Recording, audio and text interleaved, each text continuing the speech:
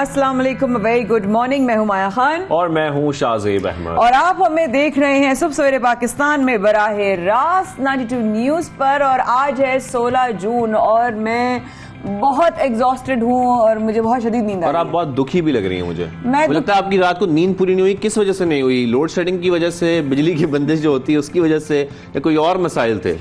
आपको एग्जैक्टली पता है कि मैं क्यों ऐसी हो रही हूँ भाई? इस वक्त मसाइल इतने ज्यादा हैं कि मुझे समझ नहीं आ रही किस वजह से आप परेशान हैं। एक सेकंड, मैं अपने आंसू साफ कर लूं पहले। हुआ क्या, अच्छा खासा हम जल्दी सो जाते हैं, ठीक है ना। हमें सुबह उठना होता है, ठीक है, हम जल्दी सोते हैं जी। 9, साढ़े 9, 10 बजे तक हम सोने की कोशिश करते हैं। आंख लग गई, अचानक दिल घबराया, तबीयत अजीब सी हुई, कैफियत मचली और आंख खुली, न्यूज लगाया तो उसके बाद मिफ्ता इस्माइल साहब को देखा। उसके बाद नींद कहाँ आनी थी जी?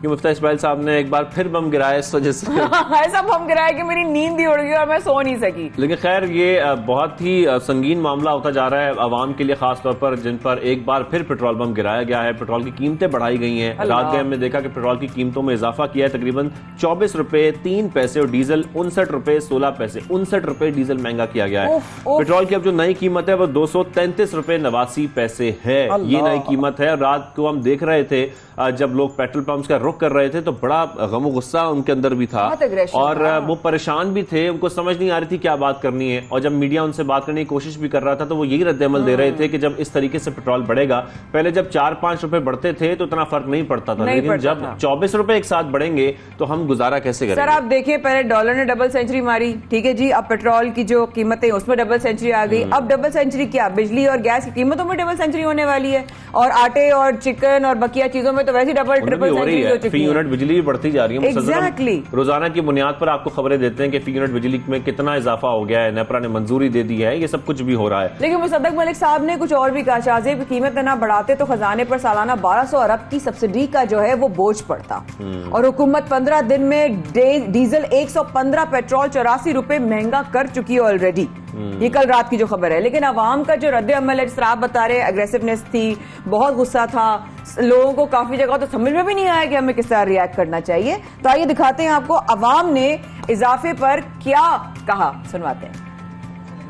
अभी तो पेट्रोल ऊपर छिड़क के आग लगाने की नौबत आ गई है। घर पे मजदूर की अगर 1000 रुपये दिहाड़ी है, वो बेचारा पेट्रोल डलवाए बाइक में, बच्चों की फीसें पूरी करे, घर का राशन पूरा करे, क्या क्या पूरा करेगा? घी ने, तेल ने, ये कौन सी हुकूमत है जो आएगी अपना जेब खर्चा बनाएगी और जाएगी? अबे अल्लाह जाने, ये लोग समझ में नहीं आता है। सियासतदान ये आपस में खेल रहे हो, आपस में या हम पीस रहे हैं। यार नई गवर्नमेंट ने तो बहुत महंगाई कर दी और कुछ नहीं, मतलब गरीब बंदे तो गुर्बत से ही मर रहे हैं और क्या। अब तो गरीब डकैतियां कर रहे हैं और क्या करें इसके अलावा। ये तो हुकूमत के मुंह पे नहीं पड़ती। अब बार बार क्या वादे किए थे, क्या बन गया इनका। ये कह रहे थे हम आए इसलिए हैं कि हम मुल्क की तरफ बेहतरी लेके आएंगे, तो अब आप बताएं हम क्या कहें, अवाम हमारी क्या करे? अवाम का गला दबाया जा रहा है, अपने गले ना नहीं दबाने। IMF फलाना, इनके अपने अखराजात देखे आपने, इतनी महंगाई कर दिया, इतनी महंगाई कर दिया, गरीब अवाम का जीना मुहाल हो गया। देखें, अवाम जो गुस्से का इजहार कर रहे हैं, माया, उनको ये परवाह नहीं IMF की क्या शराइत हैं, हमारे उनके साथ क्या मुआहदे हो रहे हैं, वो हम पर क्या प्रेशर डाल रहे हैं, आलमी सतह पर तेल कितना महंगा हो रहा है। उनको सिर्फ और सिर्फ ये परवाह है कि हमारे मुल्क में जिनकी आमदनी उतनी की उतनी आज से 2 साल पहले जितनी थी, उनके लिए पेट्रोल या डीजल कितना महंगा हो गया है। उनके रोजाना की बुनियाद पर जो पेट्रोल वो इस्तेमाल करते हैं अपनी मोटरसाइकिलों में या अपनी दीगर जो उनकी जितनी भी गाड़ियां हैं उसमें इस्तेमाल करते हैं, उसमें कितना इजाफा हुआ है। अब कल ही एक शख्स बता रहा था कि मेरा जो सफर है रोजाना का 20 किलोमीटर का होता है। ये बात मुझे बताएं कैसे होगा। देखिए, कुछ ना कुछ तो there has to be a solution, because there is a solution to every problem. या तो वर्क फ्रॉम होम की सिचुएशन पैदा करें जिसमें लोगों के, क्योंकि अगर देखिए तनख्वाहें नहीं बढ़ सकती, अगर प्राइवेट इदारों की भी बात करें, चले ठीक है, अगर वो नहीं बढ़ा सकते तो उनको कहीं ना कहीं कोई कुशन, कोई मार्जिन, कोई एरिया, कोई स्पेस क्रिएट करनी पड़ेगी ताकि काम करने वाले जो एम्प्लॉय बेस जो लोग जिनकी तादाद ज्यादा है वो कैसे मैनेज करेंगे। खैर आगे बढ़ते हैं। अगर हम कराची के हल्का NH 240 की बात करें तो इसमें ज़मीनी इलेक्शन के लिए पोलिंग जारी है। पोलिंग जारी है। हल्के में कुल 25 उम्मीदवार मद्द मुकाबिल हैं। साथ में आपको बताएं इसमें पीपल्स पार्टी भी शामिल है, तहरीक लब्बैक भी शामिल है, पाक से ज़मीन पार्टी भी है जो उनके दरमियान सख्त मुकाबला मुतवक्के है, लेकिन इसके साथ साथ आपको ये भी बताएं कि तहरीक इंसाफ और जमात इस्लामी ने इलेक्शन का बाइकआउट भी कर दिया। और जहां तक हम उनकी बात कर रहे हैं कि नून लीग के जो उम्मीदवार थे वो पीपल्स पार्टी के जो हक में है वो दस्तबरदार हो गए। पोलिंग शाम 5 बजे तक जो है वो जारी भी रहेगी बगैर किसी वक्फे के। देखेंगे इंशाल्लाह रिजल्ट क्या होता है। पीटीआई ने एक बार फिर गैर मुल्की साजिश की तहकीकात के लिए जुडिशल कमीशन बनाने का मुतालबा किया। हम देख रहे थे कल आईकी जो है इमरान खान साहब वो बात भी कर रहे थे, यूथ से भी बात कर रहे थे, बहुत सारी बातें हुई, लेकिन असद उमर ने भी कुछ कहा। उन्होंने कहा कि इमरान खान आज चीफ जस्टिस को दोबारा खत लिखेंगे और साथ में ये भी उन्होंने कहा कि कौमी सलामती कमेटी में अस्करी कायदीन से एक ने कहा कि ये हकायक लगते हैं। तो जाने हमने शीरी मजारी साहिबा का भी एक बयान देखा जिसमें वो ये कहती है हमें नजर आई कि सियासी मामलात की तशरीह के लिए DG ISPR को ये नहीं करना चाहिए। खैर तमाम वो सियासी बातें हैं जो पीटीआई की जानब से इस वक्त की जा रही हैं। डायरेक्ट वैसे स्टेटमेंट है शीरी मजारी जी, बिल्कुल ये स्टेटमेंट्स दिए गए। खैर पंजाब का बजट जो है वो आखिरकार पेश कर ही दिया गया और बहुत सारे मसाइल हमने इसमें देखे। पंजाब असेंबली में कभी मुलतवी कर दिया जाता है इजलास, कभी कुछ हो जाता, कभी लड़ाई झगड़े हो जाते, लेकिन इसके बाद बजट का जो हजम है 3226 अरब रुपए है। साथ में तनख्वाहों में इजाफा भी किया गया है, पेंशन में भी इजाफा किया गया है। तनख्वाहों में 15, पेंशन में 5% इजाफा कर दिया गया है। जैसे कि शाहजेब ने आपको बताया ग्रेड 1 से 19 तक मुलाजमों के लिए 15% खुसूसी अलाउंस भी तजवीज किए गए हैं जनाब। कम अज कम अजरात 20,000 से बढ़ाकर 25,000 रुपए महाना जो है वो मुकर्रर कर दी। बिल्कुल बजट में कोई नया टैक्स नहीं लगाया गया है और साथ में 10 किलो आटे का थैला 650 की बजाय अब 490 रुपए में मिलेगा। लेकिन जब लोग शिकायत करते हैं वो यही करते हैं कि ये ऐलान कर दिया जाता है, लेकिन जब बाजारों का रुख किया जाता है तो ये आटा इतने का मिलता नहीं। वेरी वैलिड पॉइंट, बहुत इंपॉर्टेंट पॉइंट आपने कहा कि वाकई में लोग जाते हैं उनको मुहैया नहीं होता, तो कम करने का फायदा क्या है। परसों भी हम लोग बात कर रहे थे, हम उस बात का जिक्र करते हैं जिसका आप जिक्र कर रही थी। खैर आप नहीं कर रही थी बल्कि मैं खुद कर रहा था कि लोड शेडिंग का दौरान यह बढ़ता जा रहा है। इससे भी शहरी मुख्तलिफ इलाकों में मुख्तलिफ शहरों में शदीद परेशान है। कई माया 8 घंटे की, कई 10 घंटे की और रात को भी होती है। सुबह इवन ऑफिस टाइमिंग जो होते हैं आपके जिसमें आपने ऑफिस तैयार होकर जाना होता है 8 से 9 बजे भी लोड शेडिंग की जा रही होती है। बताओ ना शाहजेब आप किस एनर्जी से लोग दिन का आगाज करेंगे। कहते हैं ना start of the day should be fresh. जब आप सोए नहीं हो तो आप क्या खाक फ्रेश होंगे। अगर हम बात करें पंजाब, सिंध, बलूचिस्तान और हर जगह भी यही हाल है। इवन जनूबी वजीरिस्तान में एहतजाज भी किया गया है। साथ में जो दुरानिया है वो 8 से 10 घंटे का है। पावर डिवीजन के मुताबिक मुल्क में बिजली का जो शॉर्टफॉल है वो 6666 मेगावाट का है इस वक्त। और साथ में जो बंदिश है गैर एलानिया बंदिश की जा रही है, लोड शेडिंग की जा रही है, उसके खिलाफ मुख्तलिफ हम शहरों में एहतजाज भी देखते रहते हैं। साथ में मेन शाहरा हर किस्म की ट्रैफिक के लिए बंद कर दी गई। ये जनूबी वजीरिस्तान से खबर है जहां पर बिकॉज ऑफ द प्रोटेस्ट। अच्छा वेरी गुड। लेकिन अब अगर ग्लोबल वार्मिंग की बात करें शाहजेब तो ग्लोबल वार्मिंग का हम कब से सुन रहे थे, असरात भी नजर आ रहे थे। कराची में हमने कभी इतनी ठंड या इतनी गर्मी या इतनी बारिशें नहीं देखी थी। लेकिन अगर हम चाइना की बात करें तो चाइना के इलाके ग्वांगजी में शदीद बारिशों के बाद जो है वो तारीख का वो जो सैलाब जो आया था बिल्कुल, और उस फ्लडिंग की वजह से जो निजाम जिंदगी है वो दरहम भरम हो गया। मुताबिक गाड़ियां इसमें बह गईं। साथ में हंगामी सूरत के पेश नजर फौज को भी तलब किया गया, उनकी मदद जो है वो भी इस वक्त इमदादी कामों में जो फौज है वो इस वक्त जो है वो अपनी जो कार्रवाइयां कर रही है साथ साथ। लेकिन कोशिश की जा रही है कि लोग जो फंसे हुए अपने घरों में फंसे हुए गाड़ियों में फंसे हुए उनको निकाला जा सके, क्योंकि इस वक्त सूरत काफी वहां पर खराब हो चुकी है ऑलरेडी। चाइना जैसे मुल्क में अगर ये हालात है तो हम लोग तो बिल्कुल ही अंडर डेवलप हैं शाहजेब। तो हम लोग तो इस तरह की बारिशों के लिए बिल्कुल भी तैयार नहीं है। So we have to be prepared. कम से कम हम अपने घरों और अपनी गाड़ियों को तो ख्याल रख सकें। लेकिन हालात कहीं और भी खराब है। कहाँ? श्रीलंका में। यस श्रीलंका में जो हम देख रहे हैं इन दिनों माली बहरान का श्रीलंका शिकार है और ऐसे में बड़े सख्त इकदाम उठाए जा रहे हैं। हुकूमत बहुत बड़े बड़े फैसले कर रही है, कोशिश कर रही है कि मईशत को थोड़ा बहुत संभाला जा सके। और अब ये किया जा रहा है हुकूमत की जानब से कि सरकारी मुलाजमीन को हर हफ्ते एक इजाफी छुट्टी देते हुए वो ये कह रहे हैं कि लोग अपने घरों पर अपने घरों के अंदर, क्योंकि किल्लत का इस वक्त सामना है अशिया खुरनोश की, तो इसलिए अपने घरों में फसलें उगाएं ताकि जो खाने की खासतौर पर खाने की अशिया की किल्लत है वो दूर हो सके। वाकई में सुबहनामे में ये खबरें और बहुत सारी खबरें जो हमने आपके साथ शेयर की उस पर भी इंशाल्लाह प्रोग्राम में चल के बात करेंगे। लेकिन शाहजेब ने आपको बताया सुबहनामे में कि पंजाब का जो जनाब वो फैसला आया है हुकूमत का वो बहुत बड़ा, वो ये है स्पीकर के इख्तियारात महदूद कर दिए गए। सूबाई असम्बली के इंतजामिया अमूर महकमा कानून के मातहत करने का जो है वो नोटिफिकेशन भी जारी कर दिया गया है। बिल्कुल ऑर्डिनेंस के मुताबिक असम्बली कानून तब्दील होने पर सेक्रेटरी असम्बली के बजाय सेक्रेटरी कानून इजलास बुलाने और खत्म होने का नोटिफिकेशन जारी करेंगे। साथ में सेक्रेटरी कानून अहमद रजा सरवर ने भी सेक्रेटरी असम्बली की हैसियत से इख्तियारात भी संभाली हैं। लेकिन इस पूरे मामले पर बात करनी है हमें और इस पर जानना भी है, इसलिए हमें ज्वाइन किया स्पीकर पंजाब असम्बली परवेज लाई के डॉक्टर जैन अली भट्टी ने। उनसे हम मजीद मामला पर बात करेंगे। अस्सलाम वालेकुम, कैसे हैं आप जैन साहब? ठीक ठाक हैं? जी अल्हम्दुलिल्लाह। जैद साहब, पंजाब हुकूमत के खास तौर पर इन फैसलों पर, वो भी इस टाइमिंग में, इसको आप कैसे देख रहे हैं?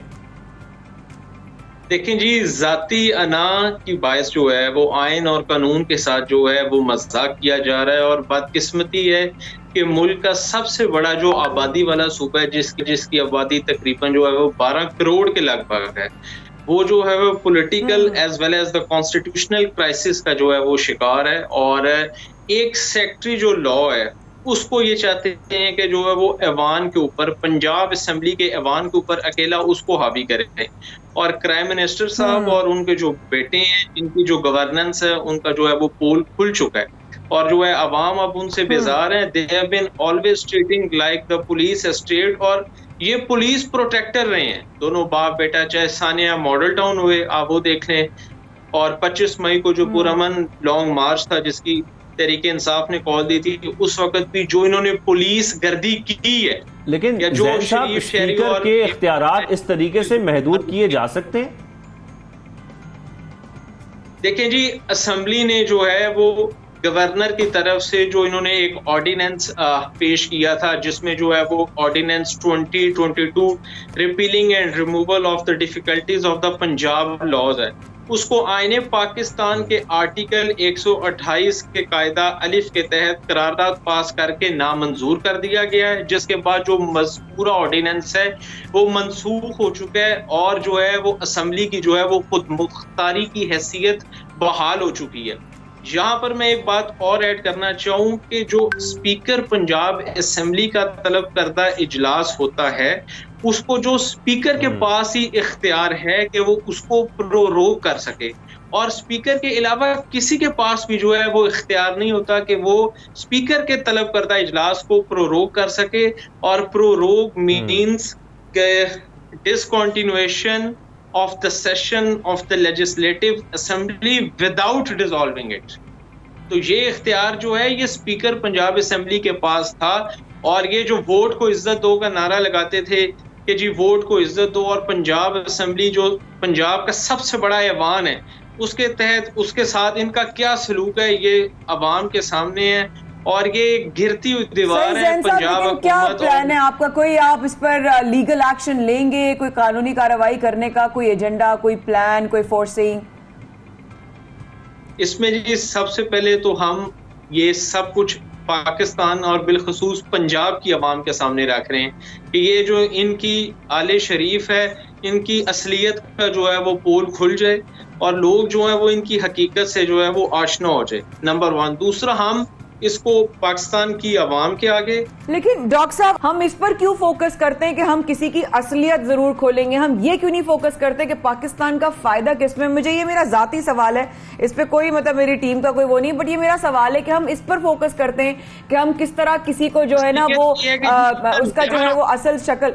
जी, इनके एम्स एंड एम्बिशंस चेक कर लें, इनका लेवल ऑफ गवर्नेंस चेक कर लें कि प्रेशर टैक्टिक्स कैसे ये यूज करते हैं, पॉलिटिकल विक्टिमाइजेशन ये कैसे करते हैं, पुलिस गर्दी ये कैसे करते हैं, जुल्मो बर्बरियत और फिस्तायत की नित नई मिसालें रोज ये कैसे कायम करते हैं। तो डॉक्टर साहब, अवाम को नजर आ रहा है, अब तो अवाम को शऊर आ चुका है। मेरी सिर्फ ये गुजारिश है एज अ पाकिस्तानी कि हम ये क्यों नहीं देखते कि पाकिस्तान का फायदा किसमें है, पाकिस्तान की अवाम का फायदा किसमें है? पाकिस्तान वो आयन और कानून की बालादस्ती में, पाकिस्तान का फायदा इसमें नहीं है कि आप अपनी मर्जी, अपनी जाती अना की खातिर जो आप लॉ है, जो कानून है, उसको जो है वो आप बाईपास कर दें और आप जो है वो अपनी मनमानियां करते फिरें और अपनी मर्जी से करें। Nobody is above the law, rule of law की nobody is above the law. उसमें ये है कि आप अग्रीड।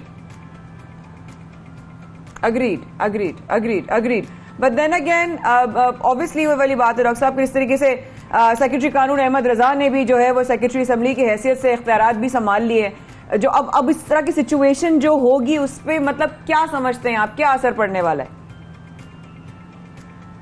इसमें? जी ये आयन के साथ खिलवाड़ है, ये पंजाब हुकूमत अपना मजाक खुद बांध रही है और ना तजर्बाकार जो एक शख्स है जो गैर आइनी तरीके से जो है वो वजीर आला की कुर्सी पर जो है वो काबिज है, तो और जिस तरह उसका अपना इलेक्शन भी जो है वो गैर आईनी तरीके से कंडक्ट हुआ है, और इस तरह ये सारे काम जो है वो जाली और गैर आईनी और सिर्फ जो अपनी ज़ात की अना की तस्कीन के लिए जो है वो सूबा पंजाब की आवाम के साथ और इस मुल्क के साथ खिलवाड़ हो रहा है। ये आइंदा आने वाले वक्त में ये चंद माह के अंदर आपको पता चल जाएगा कि जो है वो अवाम इस गिरती हुई रेत की दीवार को धक्का देंगे इंशाल्लाह। जैन साहब, फिर परवेज लाई साहब क्या हिकमत अमली अपनाने जा रहे हैं?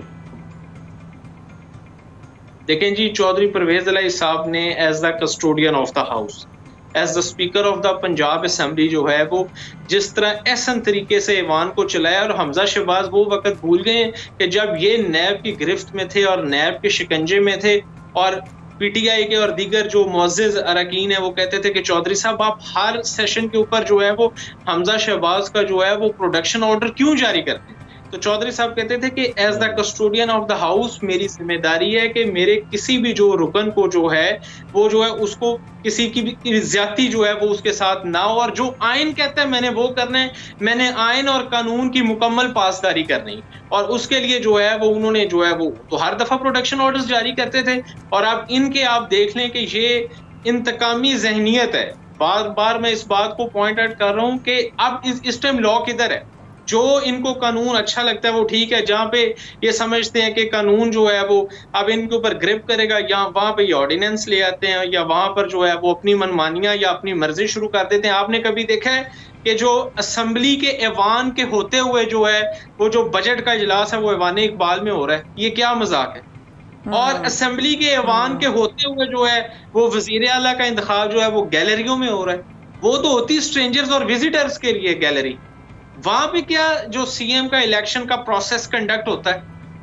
तो ये वो चीजें हैं जो अवाम के सामने कि अवाम के अलावा पाकिस्तान की जो कानून है या जितने भी दीगर और कवानीन हैं या पॉलिटिकल लॉज हैं, पता नहीं लगता है कि जैसे कि सबने बड़ा नॉन सीरियसली ले लिया है पंजाब असेंबली को, एक मजाक सा लगने लगा है। माजरत के साथ, लेकिन हमें तकलीफ होती है ये हालात देखकर। जब से ये जाली इम्पोर्टेड और ये जो गैर आईनी हुकूमत आई है तब से ही जो है वो आइन के साथ खिलवाड़ हो रहा है। इससे पहले 3.5 साल के अंदर जो है वो कभी भी आपको ऐसे वाकयात सुनने देखने को नहीं मिले, और ये फॉर द फर्स्ट टाइम सारी इनकी negligence. Very very unfortunate, very unfortunate. But thank you so much doctor Zain Ali Bhatti साहब हमारे साथ मौजूद थे, तर्जुमान स्पीकर पंजाब असेंबली। डॉक्टर साहब thank you so much. But अब उम्मीद बस यही है कि हम आवाम के नुमाइंदे हैं, हमारा काम सिर्फ ये है कि वो सवाल उठाना जो एक आम आदमी के इस वक्त दिल में और दिमाग में और उसकी सोच में हो कि उसका future is at risk. Please do stay with us. हमारे साथ रहिएगा। सफ़े के बाद शाज़िब उर्माया कर रहे हैं आपका इंतजार, क्योंकि इन्फ्लेशन, महंगाई की वजह से एक इंसान ने जेल से निकलने से मना कर दिया। क्यों? वक्फे के बाद।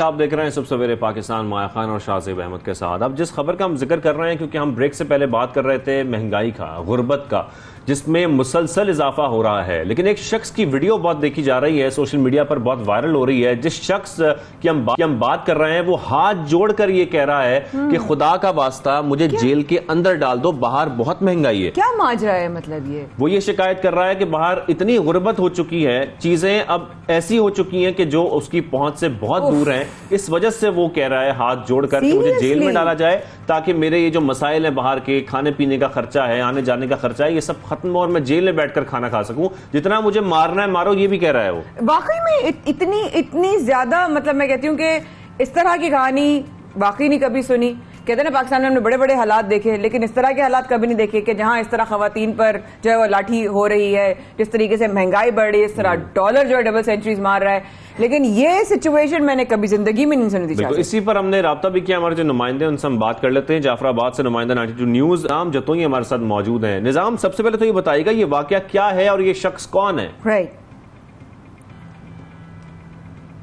जी शाहज़ेब, ये अफसोसनाक वाकया जाफराबाद के हेडक्वार्टर शहर डेरा लायार में पेश आया। ये डेरा लायार के शहीद मुराद कॉलोनी का रिहायशी मेहनतकश इनायत हुसैन है।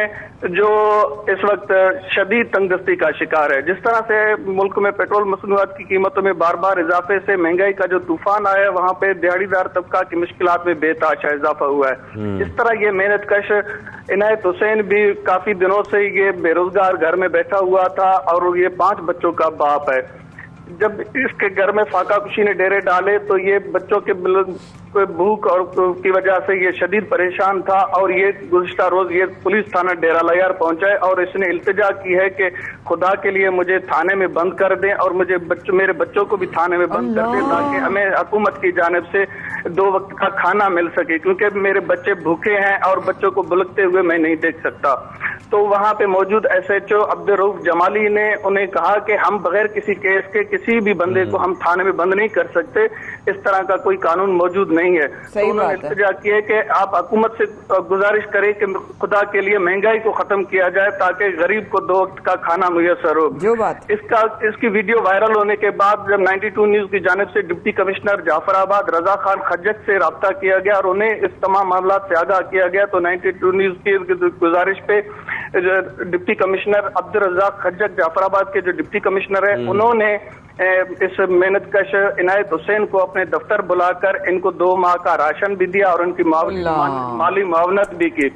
तो डिप्टी कमिश्नर का कहना था कि हम अभी अपनी तरफ से पूरी कोशिश कर रहे हैं कि इस मेहनत कश को जो है ना कोई माकूल कोई रोजगार मुयसर करे, जिस तरह कोई रेड़ा है या कोई इस तरह का कोई जो है रोजगार, यानी कि वो रोजाना की बुनियाद पर अपने जो पैसे हैं वो रोजगार कमा सके। बिल्कुल, क्योंकि राशन तो 1-2 माह में खत्म हो जाएगा। बिल्कुल आप सही कह रहे हैं निजाम, लेकिन उनको अपना रोजगार कमाना है, रोजाना की बुनियाद पर आगे भी चलना है, अपने बच्चों का पेट भी पालना है, तो ये उनके लिए बड़ा इंपॉर्टेंट है। सूरत हाल आपके सामने है, एक आम इंसान इस वक्त किस तकलीफ से गुजर रहा होगा, ये देखकर सबसे पहले तो अल्लाह से पनाह मांगने के लिए जो है ना ज़बान उठती है, लेकिन इस पे मजीद बात करने के लिए, बेहतर बात करने के लिए, बेहतर रहनुमाई के लिए हमारे सीनियर, हमारे बहुत मोहतरम मारूफ एंकर पर्सन जुनैद इकबाल साहब मौजूद हैं। अस्सलाम वालेकुम जुनैद भाई। वालेकुम अस्सलाम। पहले तो आपको उम्र की बहुत बहुत जज़ाकल्लाह खैरन कसीरा। कैसे हैं आप? ठीक है। आपकी दुआएं थी जिस पर अल्लाह का शुक्र है, मुझे याद है आपने बेहद खुशी और बहुत सारी दुआओं के साथ भेजा था मुझे।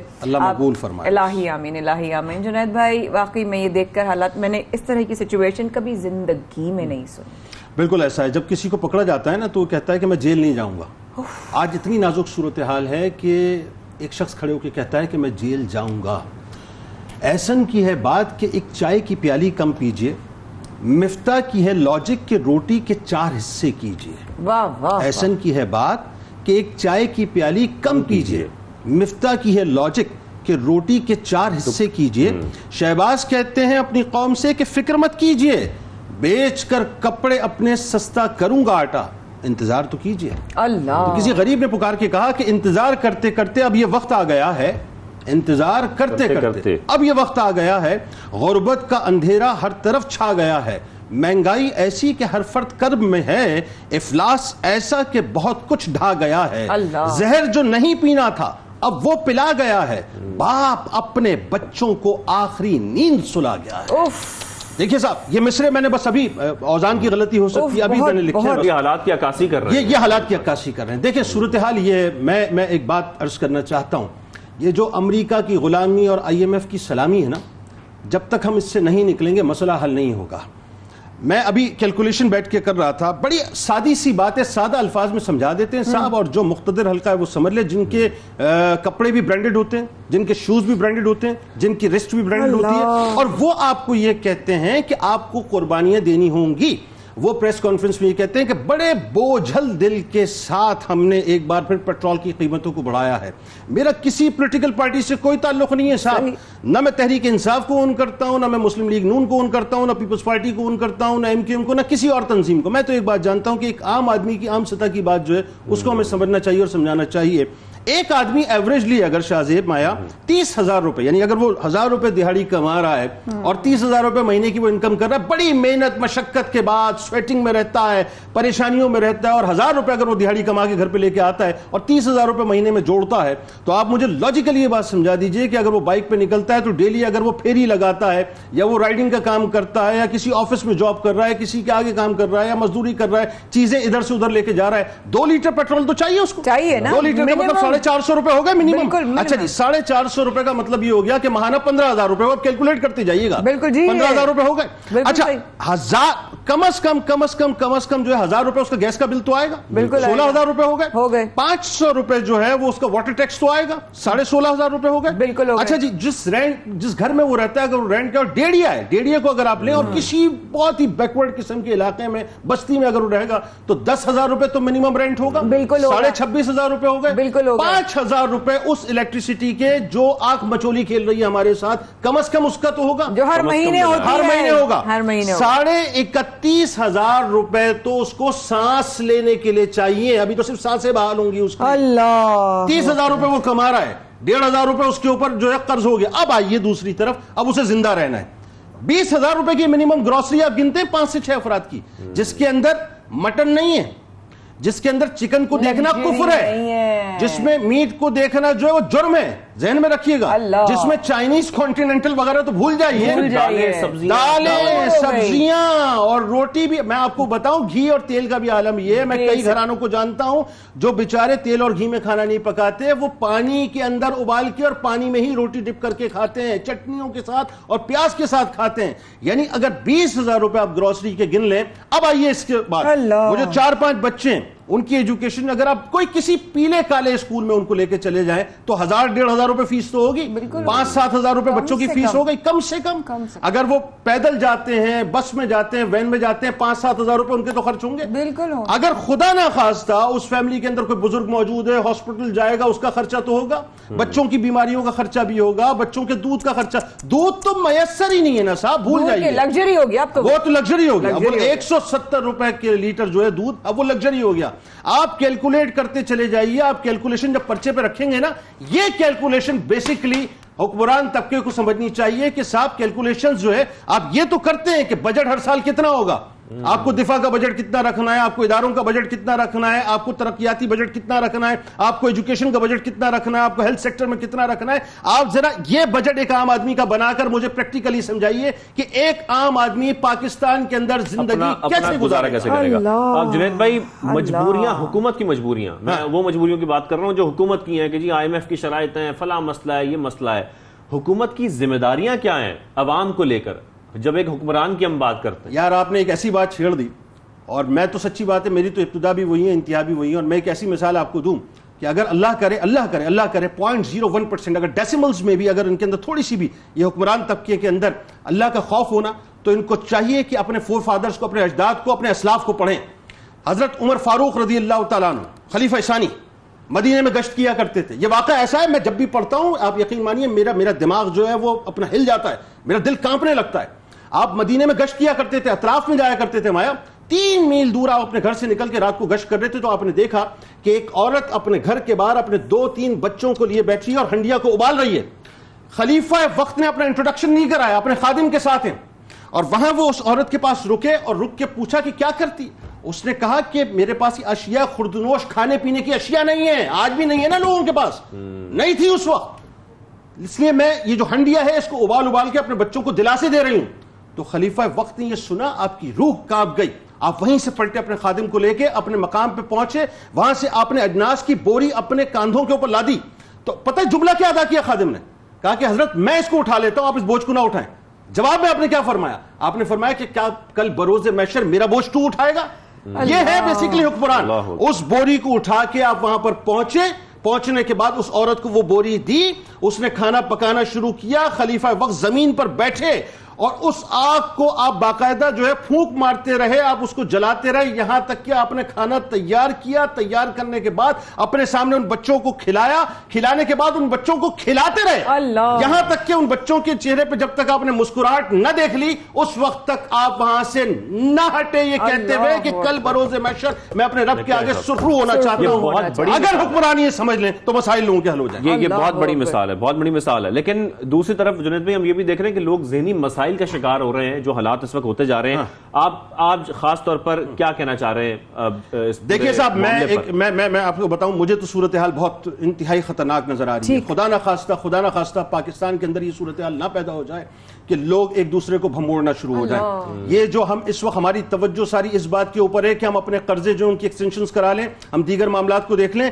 आम आदमी के मसले को, चूंकि महंगाई के नारे की ही लेके ये हुकूमत आई है, हुकूमत को चाहिए खुदा का वास्ता अपनी आंखों को खोले, एक आम आदमी के मसले को देखे। अपने ब्रांडेड शूज की कॉस्ट अगर आप देखें ना, तो उन ब्रांडेड शूज की कॉस्ट पूरे घर की जो है वो राशन बनता है, पूरे घर का खर्चा बनता है एक आदमी का। आप उनको उतारें, आम कपड़ों के अंदर आम लोगों में जाएं और जाकर उनके मसाइल देखें। अगर आप आज नहीं देखेंगे तो खुदा ना खास्ता ये जो जनवरी से फरवरी के दरमियान 70,000 केसेस रिपोर्ट हुए हैं चोरी के।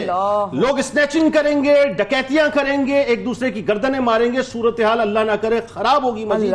लिहाजा बेहतर ये कि एक आम आदमी की तरफ जाइए जिन्हें जिंदगी जीने का हक मिलना चाहिए। जुनैद इकबाल साहब सिर्फ और सिर्फ इशारा कर रहे हैं ये सारे हालात देखकर, और मेरे ख्याल में इस वक्त ये वक्त आ चुका है कि हुकूमत अब सोचे समझे और एक आम आदमी की आवाज जो है इस वक्त उसको सुने कि उसके मसाइल हैं क्या। जुनैद इकबाल साहब बहुत शुक्रिया शो में। और इस वक्त जो पूरा माशरा है, जो तमाम मसाइल हैं, उसकी अक्कासी की प्रोग्राम में आगे बढ़ेंगे, क्योंकि मसाइल इतने बढ़ चुके हैं। मसाइल तो हम हर तरफ देख रहे हैं माया, और इन मसाइल से निकलना अब कैसे होगा, कैसे मुमकिन होगा, ये बहुत मुश्किल है। शाहजेब, आप जो है माशाल्लाह मैं देखती हूँ जिस तरीके से आप जाते हैं आउटडोर्स और लोगों से मुलाकात करते हैं, इस तरह जुनैद भाई ने अभी अक्कासी की, एक आम आदमी की जिंदगी, एक आम आदमी जिसके हाथ पैर सलामत, सब कुछ ठीक, बज़ाहिर किसी तरह की कोई मोहताजी नहीं। लेकिन आज का वो वक्त है कि एक आम आदमी भी अपनी एक रोटी जो है ना वो खरीदने या सोचने के लिए ना, उसके लिए एक फैंटेसी हो गई है, एक ड्रीम हो गई है। एक वो शख्स जो अपनी कमजोरियों को अपनी ताकत बना बैठा है।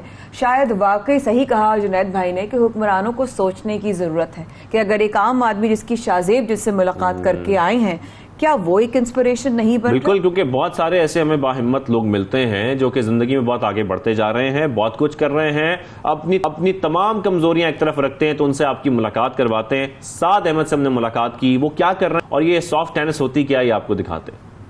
सर, दुनिया में लोगों को कहते सुनते हैं कि अगर आपको ज़िंदगी में आगे बढ़ना है, कुछ करना है, कामयाब होना है, तो आपको 3 चीज़ों की ज़रूरत है, जिसमें मेहनत है, लगन है और मुस्तकिल मिजाजी है।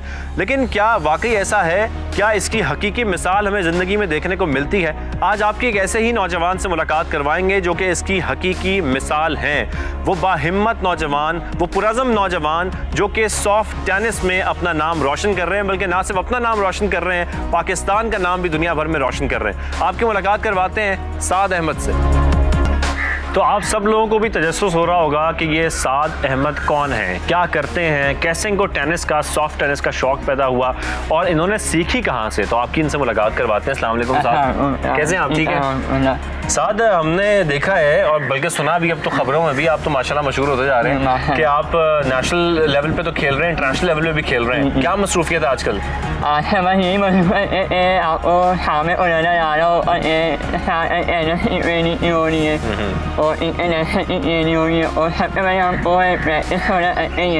यही प्रैक्टिस करते हैं आप?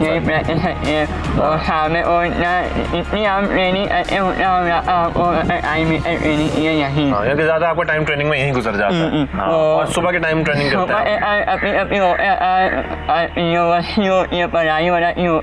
अच्छा, पढ़ाई साथ चल रही है? अच्छा, मीडिया साइंस पढ़ रहे हैं आप। अच्छा, मुझे साथ ये बताइएगा, ये सॉफ्ट टेनिस बेसिकली क्या फर्क है आम टेनिस में? हम लोग किसी को नहीं पता होता? के बारे में और हमको ये यूट्यूब पे हमें सॉफ्ट टेनिस होती है बाय इंटरनेशनल। आपको भी यूट्यूब से पता लगा था कि सॉफ्ट टेनिस खेली जाती है? सॉफ्ट टेनिस है। अच्छा, एग्जिस्ट करती है भी कोई चीज़? उसे प्राइस मिला, नाम वाला और उस वाला नहीं, तो जो बेसिक फ़र्क है, बुनियादी फ़र्क जिसे कहते हैं कि सॉफ्ट टेनिस में और टेनिस में, वो क्या है? टेनिस है एक हार्ड बॉल, एक रिंग बॉल है। वो ओनली हार्ड बॉल होती है, उसमें आपको मारना होता है, लेना होता है। सॉफ्ट टेनिस में हवा कम होती है, वाइट टेनिस की बॉल होती है। सॉफ्ट टेनिस की बॉल में थोड़ी हवा कम होती है। पूरा भागना होता है बॉल के बीच में। अच्छा, अच्छा, वो अच्छा। पूरा वाइट बॉल होती है। और इसका आप बता रहे थे नेट भी थोड़ा लोअर होता है। टेनिस में ये टेनिस में नेट वो पूरा नीचे आपको अभी नजर आ रहा होगा। और सॉफ्ट टेनिस और नेट वो पूरा ऊपर है। अच्छा अच्छा अच्छा, रूल वाला वही सेम रूल है। ठीक है, रूल सारे सेम। टेनिस में सब में हम मूव कराते हैं और सॉफ्ट टेनिस में हम मूव कराते हैं नीचे मार। पाकिस्तान में हमने सॉफ्ट टेनिस का प्लेयर आज तक मैंने तो नहीं देखा, हो सकता है कि बहुत सारे हों। आप मेरे ख्याल में पहले हैं जिनसे मैं मुलाकात कर रहा हूँ सॉफ्ट टेनिस प्लेयर से। जब आप इसमें आए थे तो आपने सोचा कि इसमें क्या फ्यूचर है या मुझे आगे जाना है तो मैं नेशनल लेवल पे इंटरनेशनल लेवल पे खेल भी सकता हूँ? पहले तो ये मैंने को नहीं पता इसमें आए हो या फ्यूचर हो या नहीं हो। फ्यूचर है कि नहीं है? हाँ, टेनिस में तो है, टेनिस में तो आता है, लेकिन सॉफ्ट टेनिस में तो नहीं पता। लेकिन माशाल्लाह अभी वो सॉफ्ट टेनिस में हम इंटरनेशनल लेवल पे आए पहली बार। और चाइना में 2019 में आए और चाइना में 2019 में ऑलरेडी जीत चुके हैं। 2019 में हम ब्रॉन्ज मेडल जीता। और मैं अभी है वो है इनमें हमारी 8 टीमें और हम ब्रॉन्ज मेडल लेके आए हुए पाकिस्तान के नाम में। ये पाकिस्तान के लिए बड़े फख्र की बात है कि आप चाइना में कोई कंपटीशन हो, सॉफ्ट टेनिस का हो, उसकी चैंपियनशिप में आप ब्रॉन्ज मेडल जीत के आए पाकिस्तान, तो हमें तो बड़ा इसको सराहना भी चाहिए साथ में। और हमें पता होना चाहिए कि आप तो हमारे रियल हीरो हैं। लेकिन मुझे साथ में ये बताइएगा, फैमिली सपोर्ट कितनी थी? स्पोर्ट्स का शौक आपको बचपन से था या आपको बाद में ये शौक हुआ कि नहीं मुझे ये स्पोर्ट्स कंटिन्यू करना चाहिए? मैं स्पोर्ट्स में इतना और मैं बहुत शाय ट्रैक नहीं करते थे? बड़ा और साल में स्कूल में पिकन हाउस से पढ़े, पिकन हाउस में और पिकन हाउस में फुटबॉल वाला साल में अपू के साथ स्विमिंग वाला और वॉलीबॉल स्विमिंग या और मैं अम्मा बड़ा अम्मा में तो क्या आप बता रहे थे कि आपके क्योंकि वालिद साहब जो है वो फोर्सेस में है तो उनकी पोस्टिंग होती रहती है, तो वालदा के साथ ज्यादा वक्त गुजरा है आपका? वालदा आपको सपोर्ट भी करती है? मेरा अम्मी के साथ है और अब्बू के साथ, ये दोनों के साथ है। बहन भाई भी स्पोर्ट्स में इंटरेस्ट रखते हैं? बस आप अकेले ही हैं जो कह रहे थे नहीं? मैंने उनको नहीं है और मैंने उनको बैडमिंटन का शौक है, वो बैडमिंटन आई में वो आई में। अच्छा अच्छा, वो बैडमिंटन खेलते हैं। मतलब दोनों बहन भाइयों का ताल्लुक जो है रैकेट से ही है भाई। ये जो है वो सॉफ्ट टेनिस खेलते हैं और जो इनकी बहन है वो खेलती है साथ में बैडमिंटन। अच्छा, यहाँ पे मैं देख रहा हूँ पीछे टेनिस कोर्ट भी है और शदीद गर्मी होती है आजकल, खासतौर पे जब ट्रेनिंग कर रहे होते हैं क्या मोटिवेशन होती है जहन में? क्या होता है कि जब ट्रेनिंग कर रहे होते हैं पाकिस्तान को कहाँ लेके जाना है? सॉफ्ट टेनिस से पाकिस्तान का नाम, पाकिस्तान का झंडा लहराना चाहिए दुनिया भर में। ये अम्मी है हमें नहीं है वो हमें पाकिस्तान को नाम ऊपर बहुत सारे मुल्क अपने नाम को ऊपर ऐसे। बहुत बड़ी जान चाहिए होती है टेनिस। मैंने थोड़ी बहुत खेली है, मुझे आइडिया है कि बड़ी पावर हिट्स लगानी पड़ती हैं। डाइट का कितना ख्याल रखते हो अपना? आप बिल्कुल सही कह रहे हैं, टेनिस में तो बहुत ज़्यादा पावर होती है और सॉफ्ट टेनिस में ही पावर होती है। और खाने पीने खाना आपको खाना चाहिए, रोटी खाना बहुत कम चिकन हो या मसाले आपके प्रोटीन पूरे हो जाए बस पूरी होते हैं और आपकी पूरी होते हैं। खाना पीने एक्सरसाइज भी करते हो? रनिंग वाला हम पूरे और रनिंग करते। बिल्कुल ठीक है। आप हर एक का, हर प्लेयर का कोई ना कोई ख्वाब होता है कि मुस्तकबिल में जाकर मुझे इस जगह पर पहुंचना है, या कोई एक ऐसा प्लेयर होता है जो उनके जहन में होता है कि भाई ये मेरा फेवरेट प्लेयर है।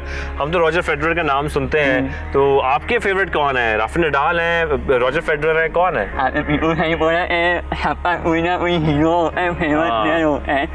और मेरा favourite player one number 1 Roger Federer और मेरे 1 नंबर 1 वो है, वो आपको 1 नंबर 3 है और रॉजर फेडरर उनकी कॉपी पूरा स्टाइल मारते हैं। अच्छा, उन्हीं के स्टाइल से खेलते हैं? तो जी ये उन्हीं के स्टाइल से खेलते हैं रॉजर फेडरर के, और हम कोशिश भी करते हैं कि आपको वो दिखाएं भी कि जब ये प्रैक्टिस कर रहे होते हैं तो किस तरीके से प्रैक्टिस करते हैं, दिन में कितनी गर्मी हो कुछ भी हो इनकी प्रैक्टिस जारी रहती है। तो वो भी आपको दिखाते हैं कि मैच खेलते हुए इनका स्टाइल रॉजर जैसा है या नहीं है। हमारे साथ मौजूद है, उनसे भी हम बात करते हैं। इबाद, अस्सलाम वालेकुम, कैसे हैं आप? ठीक ठाक हैं? अल्हम्दुलिल्लाह, आप सुनाएं कैसे हैं? इबाद, हम देख रहे हैं सॉफ्ट टेनिस में माशाल्लाह बड़ी कामयाबियां समेट रहे हैं साद अहमद। कब से आपके साथ ट्रेनिंग कर रहे हैं? देखिए मेरे साथ तो इनके साथ 3 साल हो चुके हैं, मेरे साथ ट्रेन भी हो रहे हैं और मेरे साथ इंटरनेशनल एक्सपोजर भी कर चुके हैं अल्हम्दुलिल्लाह। ये है कि ट्रेनिंग ये बड़ी टफ कर रहे हैं आजकल ना, ये चीज़ें हैं। आगे इनके कौन से कंपटीशंस आ रहे हैं जो कि बहुत टफ हैं, क्योंकि हम जब इंटरनेशनल स्केल पे बात करते हैं उसकी रिक्वायरमेंट ऐसी होती है कि आपको बड़े टफ ट्रेनिंग सेशंस चाहिए होते हैं। तो इस वक्त हम कहाँ खड़े हैं सॉफ्ट टेनिस में? देखिए सॉफ्ट टेनिस में हम लोग जो वर्ल्ड नंबर 7 में खड़े हैं अभी ना, अभी जो पूरे पाकिस्तान का अगर हमारी लिस्ट जो आई है लास्ट, उसमें वर्ल्ड नंबर हम 7 पे हैं पाकिस्तान की टीम जो है। और जहाँ तक इंटरनेशनल एक्सपोजर का मामला है वो हम लोग अभी इंशाल्लाह ताला तैयारी कर रहे थे एशियन गेम्स की, बट वो थोड़ा सा पोस्टपोन हो गया, इसकी वजह से हम एशियन गेम अभी कर नहीं पा रहे, लेकिन ट्रेनिंग उसकी भी चल रही है साथ साथ। और साथ साथ हमारा एक टूर अभी आने वाला है जापान का, वो नेक्स्ट ईयर में इंशाल्लाह ताला आ जाएगा, नेक्स्ट ईयर फेब में ना, तो हम उसकी तैयारी चल रही है अभी हमारी सॉफ्ट टेनिस की। इंशाल्लाह पाकिस्तान उसमें जीत के आएगा, मेडल लेके इंशाल्लाह इसमें जीत के आएगा। पाकिस्तान में हम सॉफ्ट टेनिस का नाम बहुत कम सुनते हैं। सॉफ्ट टेनिस मेरे ख्याल में मैं भी पहली बार किसी सॉफ्ट टेनिस प्लेयर से यहाँ पे मुलाकात कर रहा हूँ। सॉफ्ट टेनिस का पाकिस्तान में या अगर हम दुनिया भर में बात करें तो फ्यूचर कैसा है? देखें फ्यूचर तो हर चीज़ें ब्राइट है, वैसे ये कोरिया जापान वाली गेम है और ये गेम जैसे आप समझ रहे हैं कि ये गेम बहुत ऊपर लेके जाते हैं जो कोरिया और जापान वाले हैं, ये गेम अपनी बहुत ऊपर ले जाएंगे इंशाल्लाह। और आगे आते हम ये चाह रहे हैं कि अकेडमीज खोलें सॉफ्ट टेनिस की ना, इस तरह बात है कि ट्रेनिंग के लिए अकेडमीज बनाने का प्लान है। बिल्कुल अकेडमीज बनाने का प्लान है, स्कूल में हमें स्टार्ट करने का प्लान है, ये सारी चीज़ें हमारी स्टार्ट है, प्लानिंग में चल रही हैं इंशाल्लाह। हमारी टीम वर्क इतना अच्छा है, हमने यहाँ तक लेके आ गए पाकिस्तान को वर्ल्ड नंबर 7 में, तो इंशाल्लाह ताला आगे भी इसको नंबर 3 में लेके आएंगे। Thank you very much. Ibad हमसे बात कर रहे थे, हेड कोच हैं साथ के, और साथ को भी हमारी तमाम जो दुआएं हैं वो साथ के साथ हैं कि मुस्तकबिल में साथ ऐसे ही खेलते रहें, टेनिस में सॉफ्ट टेनिस में आगे बढ़ें, पाकिस्तान का नाम रोशन करें जैसे कि ऑलरेडी वो कर रहे हैं, और आगे जो उनके कंपटीशंस आ रहे हैं उसके लिए भी हम उनको बेस्ट ऑफ लक कहते हैं।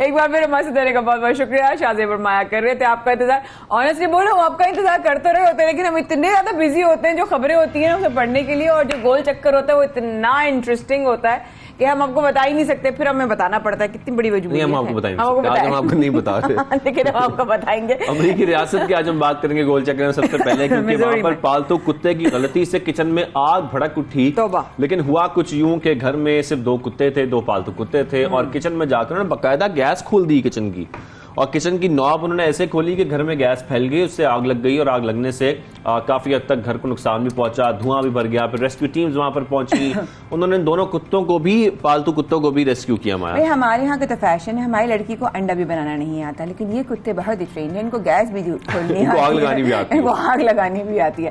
खैर अगर बरसात के मौसम की बात करें तो आपने कभी थंडरस्टॉर्म्स देखे हैं शायद लाइव? बिल्कुल, और बड़े बड़े वैसे खौफनाक हो जाते हैं। आप उसी वक्त आपको जो है ना वो, अगर आपका कहते हैं कहीं अल्लाह पाक कभी बेशक माफ फरमाए, लेकिन कहते हैं कि अगर आप कोई ऐसी थंडरस्टॉर्म देखें, आप बिजली कड़कते हुए सुने या देखें, तो अगर आप डरें तो इसका मतलब है आपके दिल में अल्लाह की कुदरत को लेकर डर भी है, खौफ भी है, और ऑब्वियसली मोहब्बत भी है।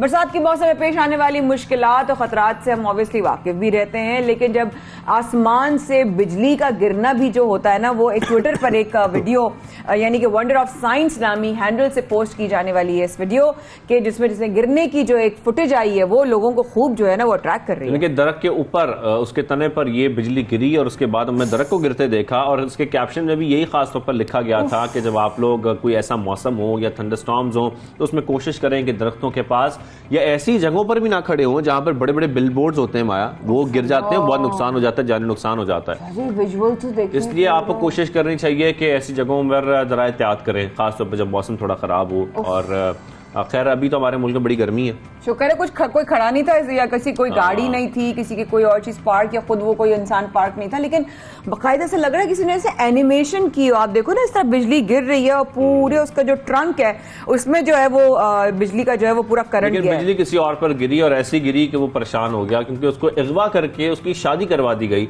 और हम बात कर रहे हैं जानवरों के एक डॉक्टर की। भारतीय रियासत बिहार में ये वाकया पेश आया, जहां पर एक जानवरों के डॉक्टर को मुबैना तौर पर अगवा किया गया, जबरदस्ती उसको एक गांव में ले जाया गया, और वहां पर उसकी जबरदस्ती शादी करा दी गई, सिर्फ इस वजह से क्योंकि वो जानवरों का डॉक्टर है, उस गांव में जितने भी जानवर हैं उनका वो ख्याल रख सके। अब जाके बताओ और अब तो तुम इस गांव के दामाद बन गए हो, अब सारे जानवर तुम्हारी जिम्मेदारी है। तो ये सतीम कुमार इनका नाम है, जो डॉक्टर हैं, और इनकी शादी करवाई गई। मुतासरा शख्स के अहले खाना ने यह इल्जाम आयद किया कि इसे नवाई गांव के रिहायशी ने अपने मवेशियों के इलाज के बहाने बुलाया और बुलाने के बाद अगवा किया और अगवा करने के बाद शादी करा दी। बताओ, अब पीछे जो उसने किसी को बेचारी को वादा करके आया होगा उसका क्या बनेगा, वो क्या करेगी, वो कहाँ जाएगी। लेकिन एनीवे ये जबरदस्ती की शादी हुई। एनीवे आज के लिए शुभनामा अपना हमारी जो सैर होती है दुनिया की, वो बस गोल चक्कर, वो बस इतना ही। लेकिन देन अगेन वही वाली बात है कि मौसम कराची का भी बदल गया है काफी। शाहजेब कल से जो है वो, कल शाम में जो है ना, वो बादल भी आ गए थे, हम नोट कर रहे थे कि मौसम बदल रहा है। क्या ख्याल है? कौन सा मौसम बदल रहा है? हमने जो कराची में बादल आ भी जाए ना थोड़ी देर के लिए, तो बेचारे आते हैं और आने के बाद मजबूर होकर यहाँ की गर्मी से परेशान होकर वापस चले जाते हैं कि इस जगह पर इतनी गर्मी है कि हम यहाँ पे स्टे नहीं कर सकते। तो कराची में यही कुछ सूरत हाल रही है। लेकिन खैर, हम देख रहे हैं कि जब मौसम को एंजॉय करना होता है माया, तो लोग क्या करते हैं कि मुख्तलिफ जगहों का रुख करते हैं और ऐसे सयाहती मकामात पर जाते हैं जहां पर वो लुत्फानंदोज हो सके, उस जगह से भी इंजॉय भी कर सके अपनी फैमिली के साथ। लेकिन इसके लिए जितने भी सयाहती मकामात हैं, खासतौर पर जब हम खैबर पख्तूनख्वा की बात करते हैं, तो वहां पर इंतजामात अच्छे होना बहुत इंपॉर्टेंट है। क्योंकि जितना भी टूरिस्ट आएगा, चाहे वो गैर मुल्की टूरिस्ट है या पाकिस्तान से आपके पास आ रहा है केपीके, उनके लिए बड़ा इंपॉर्टेंट है कि वहां पर ऐसे इंतजामात हों, कोई इमरजेंसी हो सकती है, उनके ठहरने का इंतजाम होना बहुत जरूरी है, खाने पीने का इंतजाम होना बहुत जरूरी है। बस Shahzeb, on the brighter side, हमने हमेशा ये देखा है कि केपीके की तरफ जितनी भी चीजें होती हैं, टूरिज्म होते हैं, और मैं उनकी शुक्रगुजार भी हूँ कि उन्होंने हमेशा याद भी रखा है। लेकिन इनके जो प्लान्ड टूर्स होते हैं या इवेंट्स होते हैं या कोई ना कोई स्पॉट अगर इसकी ओपनिंग होती है, it is very well planned. ये मैंने देखा, very organise, very well planned. मैं खुद भी गई हूँ उन इलाकों में। लेकिन इंशाल्लाह इस दफा हम केपी के टूरिज्म के साथ भी जाएंगे, यकीनन जाएंगे। और हमने जिक्र भी किया था, टूरिज्म पुलिस भी जो है वो कायम की गई है, और उसका भी मकसद यही है क्योंकि लोगों को गाइडेंस चाहिए होती है। तो ये तमाम चीजें इसलिए इंपॉर्टेंट है। और जो हम देख रहे हैं कि जो हमारा टूरिज्म डिपार्टमेंट है, खासतौर पर जो टूरिज्म अथॉरिटी है, वो ये कर रही है ताकि जो टूरिस्ट आए उनको तमाम सहूलियात मिल सकें, उनको कोई परेशानी का सामना न करना पड़े। लेकिन इस पूरे मामले पर हम आज बात करेंगे क्योंकि इसके पीछे काविशें हैं, मेहनत है। उस मेहनत का आज नतीजा हम देख रहे हैं कि हमारा टूरिज्म इतना प्रमोट हो रहा है। अभी रिसेंटली कैलाश फेस्टिवल हमने देखा, हमारी टीम भी गई हुई थी वहां पर, किस तरीके से उन्होंने कवरेज भी की, बगैर बताए वाले जो गए थे ना। हाँ, एग्जैक्टली। लेकिन हमारे साथ है जनाब आबिद खान, वजीर DG tourism authority Khyber Pakhtunkhwa. अस्सलाम वालेकुम आबिद खान साहब, बहुत बहुत शुक्रिया प्रोग्राम में शामिल हुए। और सबसे पहले तो हमारी तरफ से, शाहजेब और मेरी दोनों की तरफ से बहुत मुबारकबाद, बहुत अच्छा काम कर रहे हैं जी केपी के टूरिज्म। सर, हम सबसे पहले आपसे जानना चाहते हैं टूरिज्म पुलिस के बारे में, जो रिसेंटली हमने देखा कि उसका कयाम अमल में आया है। ये पुलिस क्या ड्यूटी सर अंजाम दे रही है? जी, पहले तो मैं शुक्रगुजार हूं आपकी न्यूज टीम का, आपका, कि आपके तवसत से मैं खैबर पख्तूनख्वा में जो भी सियाहत के हवाले से हम काम कर रहे हैं, वो आपके कैमरे और आपकी स्क्रीन की नजर से आपके अवाम तक पहुंचता है। तो that is the first point. Tourism police एक इनोवेशन है, क्योंकि दुनिया जा रही है स्टैंडर्डाइजेशन की तरफ, दुनिया जा रही है खास सर्विसेज को एक खास तरीके से प्रोविजन की तरफ। तो टूरिज्म पुलिस को केपी गवर्नमेंट ने लॉन्च किया है इस साल, जो कि 200 हमारे पुलिस अफसर और जवान इन टूरिस्ट इलाकों में अपनी खिदमत अंजाम देंगे। इनको फिर हमने तकसीम किया डिफरेंट इलाकों में, स्वात में भी हैं, ये चतराल में भी हैं, मानसेरा और एबटाबाद, जो कि बहुत ज़्यादा रश वाले एरियाज हैं। आपको याद होगा कि पिछले 2-3 सालों में हमें काफ़ी मुश्किलात पेश आई, स्पेशली ईद के दिनों में या इन फेस्टिविटीज़ के दिनों में काफ़ी रश होता था, उनको मैनेज करना, उनको फिर तरीक़ेकार से लोग को फैसिलिटीज पहुंचवाना। तो टूरिज्म पुलिस वो एक काविश है खैबर पख्तूनख्वा गवर्नमेंट की, और अल्हम्दुलिल्लाह इस साल हमने लॉन्च कर दी है। There feet are on ground, और इंशाल्लाह ये जो अभी आने वाले दिन है, ईद पे भी आप चेक करेंगे इसको, हमारा शंदूर पोलो फेस्टिवल आ रहा है, उसमें भी आप मीडिया की तवज्जो से दिखाएंगे जो उनकी वहां पे उनके जो फर्क पड़ेगा वहां को। थोड़ा सा बिल्कुल शंदूर फेस्टिवल आ रहा है और हम कोशिश करेंगे, जाहिर है क्योंकि हम कोशिश करते हैं जितने भी फेस्टिवल्स आए उनकी कवरेज भी हो सके। शंदूर फेस्टिवल बहुत जबरदस्त होता है, उसमें भी इंतजाम उसके बेहतरीन किए गए। सर, टूरिज्म पुलिस की जो बात हो रही है, आगे हम शंदूर फेस्टिवल की बात करते हैं। किन किन मकामात पर जो पुलिस है वो तैनात की गई है, कितने इसमें जो नौजवान है वो भर्ती किए गए हैं?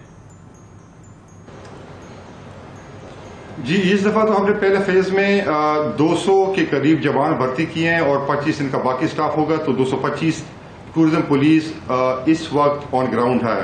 उसमें हमने ज़्यादा फोकस किया वो एरियाज जहाँ पे लोगों का इन्फ्लक्स, टूरिस्ट का इन्फ्लक्स बहुत ज़्यादा होता है। फॉर इंस्टेंस हमने तकरीबन 25% हमने स्वात में डिप्यूट किए हैं। इसी तरह हमने ज़्यादा फोकस किया हुआ है, कोई 20% के करीब हमने मानसेरा, उसी तरह 20% के करीब हमने एबटाबाद के लिए मुख्तस किए हैं, और हमने कोई 15-20% हमने चतराल के लिए मुख्तस किए हैं। तो ये तो पहला फेज है जिसमें इस साल हमने इनको भेजा है थोड़ा ट्रेन करके कि ये वहाँ पे जाके प्रॉपर ट्रैफिक मैनेजमेंट और इन चीज़ों पे लोगों के साथ काम करेंगे। जो नेक्स्ट फेज है, जो अभी ये इस साल जो सीजन खत्म होगा, फिर हम इनकी ट्रेनिंग करवाएंगे रेस्क्यू 1122 के साथ, इनकी हम ट्रेनिंग्स करवाएंगे फॉरेस्ट के लोगों के साथ, इनके हम जो भी हॉस्पिटैलिटी सर्विस या टूरिस्ट सर्विस के हवाले से चीज़ें होंगी वो सारी इनके ट्रेनिंग में शामिल होंगी। रीज़न ये है कि वही स्टैंडर्डाइजेशन की मैं बात करूंगा कि जो हमारा फोकस है कि हम इंटरनेशनल टूरिज्म को ज़्यादा प्रमोट करें। अब इंटरनेशनल टूरिज्म प्रमोट होगा कि हम उस लेवल की सर्विसेज प्रोवाइड करें वहां पे टूरिस्ट को। तो इंशाल्लाह this is the first step towards that goal. जी जी आबिद साहब, मैं एक्चुअली काफ़ी आपकी बातें सुन रही थी और माशाल्लाह आप इतने इन्फॉर्मेटिव हैं, लेकिन वो मेरे साथ ना एक मसला है, मैं ना शरारती सवाल जरूर कर लेती हूँ कभी कभी। आपको खुद को कितना घूमने का शौक है, क्योंकि इतनी बड़ी जिम्मेदारी जो आप पर एक अब दे दी गई है, आप खुद कितना घूमना पसंद करते हैं और आप खुद कौन कौन सी जगहों पर ज़ाती तौर पर आप खुद भी गए हो, ताकि फिर हम आपके जो स्टेप्स हैं वो फॉलो करें, हम उन्हीं जगहों पर जाएं जहां पर आप जाते हैं। जी अच्छा, ये समझ लें कि मेरी जो अभी ये जो मेरी ड्यूटी है या जो मेरी जिम्मेदारी है वो भी मेरी पसंद का एक समझ लें कि उसको देके शायद की गई है। मुझे खुद भी ज़्यादा घूमने का शौक है। मैं जो पाकिस्तान के जितने भी टूरिस्ट एरियाज हैं, पंजाब काफ़ी घूमा हूँ मैं, सिंध भी गया हूँ इस हवाले से, और केपी में तो जितनी भी जगह हैं, चाहे वो गलियात में हैं, चाहे वो नॉर्दर्न एरियाज में हैं, चतराल तक, तो वो तकरीबन सारी मैंने घूमी हैं। और सर जो कराची की हम बात करते हैं, सिंध की, बलूचिस्तान की जो बीच है वो भी आपने यकीनन देखी होगी। आए हैं कभी आप इधर भी? इस तरफ भी केपी के वालों से हमें यही शिकायत रहती कि ये इस तरफ भी बहुत कम आते हैं। एग्जैक्टली जी, कराची बीच भी गया हूँ, गडानी भी गया हूँ, और जो साली पट्टी मरी है गवादर तक, वो देखी हैं। ठीक ठीक, जबरदस्त। सर बहुत काम हो रहे हैं और सयाहत के लिए इकदाम भी बड़े अच्छे से उठाए जा रहे हैं। गुज़िश्ता 2 साल से हम देख रहे थे सर कि कोरोना वायरस की वजह से जो शंदूर फेस्टिवल है वो नहीं हो सका, जो शंदूर पोलो फेस्टिवल है इस बार होने जा रहा है। क्या इंतजाम किए गए हैं? क्योंकि हमारी भी बड़ी ख्वाहिश है कि हम उसको कवरेज के लिए ज़रूर वहाँ पहुँचें, उसको एक्सपीरियंस भी करें, क्योंकि 2 साल के बाद मैं बहुत पहले गया था और अब मैं चाह रहा हूँ कि हम ये ज़रा जाकर देखें कि शंदूर फेस्टिवल इस बार किस तरह का होता है। माया, किस तरह का होता है? जी, यू आर मोस्ट वेलकम। यकीनन इस दफ़ा 2 साल के वक्फे से हो रहा है और ये बड़ा मुश्किल होता है। आपने वो रियाज देखे होंगे कि जहाँ पे 2 साल एक एक्टिविटी नहीं होती, वहाँ पे मेंटेनेंस रिपेयर का काम नहीं होता, तो फिर अचानक आप 2-3 साल के बाद स्टार्ट करें तो that is a very hectic job. लेकिन अल्हम्दुलिल्लाह हमारी टीमें वहाँ पे मौजूद हैं, district administration. You are welcome on 1st, 2nd and 3rd। आप पहली को भी हमारे साथ होंगे, आप 2 जुलाई को भी हमारे साथ होंगे, आप 3 जुलाई को भी हमारे साथ होंगे। 3 दिन का ये फेस्टिवल है। Very good. मैं इस दफा हमारी जी प्लीज आई एश्योर यू कि इस दफा जो फेस्टिवल होगा that will be a different one. जिस तरह आपने कैलाश का जिक्र किया, इस दफा जो लोगों का इन्फ्लक्स था बहुत ज्यादा था, तो एक तो वो गैप की वजह है, बाकी अब टूरिज्म की तरफ लोगों का रुझान बहुत ज्यादा है। स्पेशली जो पंजाब के लोग हैं, सिंध के लोग हैं, या इवन फॉरेन टूरिस्ट हैं, वो अब बहुत ज्यादा इंटरेस्टेड हैं केपी के नॉर्दर्न एरियाज की तरफ या इवन जीबी बलूचिस्तान की तरफ। तो इस दफा ये डिफरेंट होगा और आप खुशकिस्मत होंगे कि आप इस फेस्टिवल में शामिल होंगे। बिल्कुल, हम खुशकिस्मत इसलिए भी होंगे क्योंकि इस दफ़ा इंतजामात भी जैसा कि आपकी जानब से बेहतरीन किया जा रहे हैं और अच्छे इकदाम उठाए जा रहे हैं, खासतौर पर टूरिज्म को प्रमोट करने के लिए। और जैसे कि हम ये माजी में जिक्र करते रहे माया, ये बड़ा इंपॉर्टेंट है क्योंकि हमारा टूरिज्म एक बहुत बड़ी इंडस्ट्री है जो प्रमोट करनी चाहिए। आपने 1st, 2nd, 3rd जुलाई की बात की है ना, तो फ्राइडे, सैटरडे, संडे बस ठीक है, फिर हम आते हैं, हम पहुंच रहे हैं और हम कवर भी करेंगे इंशाल्लाह, और फिर उसके बाद हम आपकी मुलाकात भी आपसे होगी।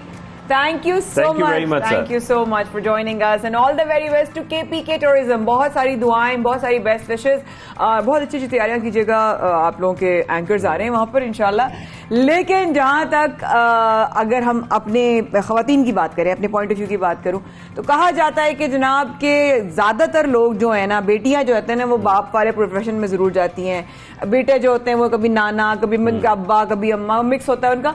लेकिन इस तरह मुझे कहा जाता था बचपन में कि तुम इंटरनेशनल रिलेशंस में आओ, तुम्हारे अब्बा एम्बेसडर हैं, तुम्हें इस तरह आना चाहिए। और मैं कहती थी मैंने अब्बा को इतना मसरूफ देखा कि नहीं, मैंने तो नासा का साइंटिस्ट बनना है। और जब मुझे पता चला कि मुझे वो बायोलॉजी पढ़नी पड़ेगी और सर्जरी करनी पड़ेगी तो मैं भाग गई। तो आप भाग गई। वैसे जो सर्वे है, जिस सर्वे का माया जिक्र कर रही है, असल में वो सर्वे में ये कहा जा रहा है कि तकरीबन 55% मर्द हजरात और 49% जो है वो खवातीन जो है वो अपने वालिद का जो प्रोफेशन है इसको कंटिन्यू करती हैं, इसको परस्यू करती हैं। और ये दावा जो है उनका पेशा उनके वालिद वाला ही है, ये ज्यादातर लोगों का दावा है। साथ में इस पर हम बात करेंगे कि ये सर्वे जो किया गया है इसका मकसद बेसिकली क्या है, और इस करने के बाद हमें ये क्या मालूम हो सका है कि क्या वाकई पाकिस्तान में ऐसा है कि लोग कोशिश करते हैं कि जो उनका एक ऑलरेडी प्रोफेशन चलता आ रहा है वालिद साहब का, उसको कंटिन्यू करें। माया, और उसमें हमें ये भी पता है ना, हम लेवरेज भी कर सकते हैं, हमें नॉलेज भी मिल जाएगी, हमें एक फर्स्ट हैंड इन्फो भी मिल जाएगी, हमें गाइडलाइन, एग्जैक्टली, हमें सपोर्ट और गाइडलाइन मिल जाएगी। हमारे साथ इस वक्त executive director Gallup Pakistan Bilal Ali साहब मौजूद। अस्सलाम वालेकुम बिलाल भाई, a very good morning. I hope आप ठीक हैं, खैरियत से हैं? जी बहुत शुक्रिया, thank you so much once again. Welcome करते हैं कि बड़ा मजेदार सर्वे। बिलाल भाई जरा बताएं ना, कैसा ख्याल आया है सर्वे का? बिल्कुल। तो ऑक्यूपेशन जो है वो एक इंटरेस्टिंग सब्जेक्ट है। हम जानना चाह रहे थे, जैसे आपने बताया है कि पाकिस्तान में कितने लोग जो हैं वो अपने वालिद वालदा का ही ऑक्यूपेशन चूज़ करना चाहते हैं। एक इसकी वजह ये भी है कि लोग एक सोशल मोबिलिटी कितनी है, क्योंकि बहुत से वालिद वालदा हैं तो बहुत अच्छे प्रोफेशन में हैं, कई लोग उतने अच्छे प्रोफेशन में नहीं होते। अगर कोई मजदूर है, कोई खेती बाड़ी करते हैं, तो एक ख्वाहिश होती है उनकी कि उनके बच्चे उससे बेहतर या उससे ज़्यादा आमदन देने वाले प्रोफेशन में जाएं। तो हम जानना ये चाह रहे थे कि पिछली जनरेशन से इस जनरेशन में क्या उन लोगों में कोई बेहतरी आई है उनके ऑक्यूपेशन में, क्या वो उससे बेहतर आमदन वाले ऑक्यूपेशन में गए हुए हैं। और दूसरा ये भी कि लोग अपने जनरेशन या वालिद की जनरेशन के प्रोफेशन को कंटिन्यू कर रहे हैं। बहुत से हम ट्रेड्स और स्किल्स देखते हैं जो कि पाकिस्तान में ख़त्म हो रही है, क्योंकि उनका कोई नेक्स्ट जनरेशन में से कोई टेकअप नहीं कर रहा। बहुत से आर्टिजन्स हैं, बहुत से स्किल्ड वर्कर्स हैं जो कि वो काम नहीं कर रहे, उस तरह से मांग नहीं रही। तो हमारे लिए भी इंटरेस्टिंग था ये जानना कि मेजॉरिटी जो है मर्दों की भी और ख़वातीन की भी जो ये कहते हैं कि हाँ जॉब तो कर रहे हैं, बिजनेस कर रहे हैं, प्रोफेशन वही है, लाइन वही है जो कि वालिद और वालदा ने या चूज की थी। अच्छा बिलाल भाई, थोड़ा सा ये बताइएगा ज़्यादातर अफराद ने कौन से पेशे का जिक्र किया, कौन सा पेशा है जो ज़्यादा तौर पर कंटिन्यू किया जाता है? जी बिल्कुल। अगर आप पाकिस्तान की पॉपुलेशन देखें तो उसमें अभी भी तकरीबन 50% पाकिस्तानी किसी न किसी फॉर्म में ज़राअत के पेशे से वाबस्ता हैं। शहरों में रहने वाले नहीं बल्कि गाँव में रहने वाले। तो सबसे लार्जेस्ट जो इस वक्त भी एम्प्लॉयमेंट प्रोवाइडर है मर्दों को भी और ख़वातीन को भी, वो ज़राअत ही है।